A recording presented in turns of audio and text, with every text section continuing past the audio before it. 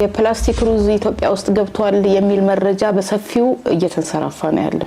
አሁን ይሄ እንደምታዩት ትክክለኛው ሩዝ ነው። ሳህን ውስጥ ታደርጉትና ውሃ ዘለል አድርጋችሁ ትጨምሩበታላችሁ። ከትንሽ ደቂቃ በኋላ ሩዙን ስታዩት ውሃው ከላይ ዘለል ብሏል፣ ሩዙ ከስር ተኝቶ ነው የምታዩት። የፕላስቲክ ሩዝ ከሆነ ግን ውሃው ላይ በብዛት ተንሳፎ ነው የምታገኙት። ሁለተኛው መንገድ ደግሞ የተወሰነ ትንሽ ሩዝ በጋለ መጥበሻ ላይ ዘይት ትንሽ ጠብ አድርጋችሁ እዛ ላይ ማስቀመጥ ነው። ከዚያ በኋላ መጥበሻው ላይ ከቀለጠና የፕላስቲክ ሽታ አይነት ነገር ካመጣ ያ ፌክ መሆኑን መለየት ትችላላችሁ። ሶስተኛው መንገድ ደግሞ የምታደርጉት ነገር ሩዙን ለ10 ደቂቃ ተቀቅሉታላችሁ። ከቀቀላችሁ በኋላ ሊታይ በሚችል እቃ ውስጥ ለ3 ቀን ታስቀምጡታላችሁ።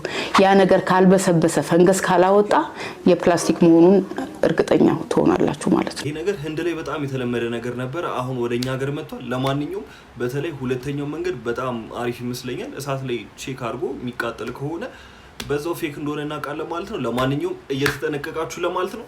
ይመቻችሁ።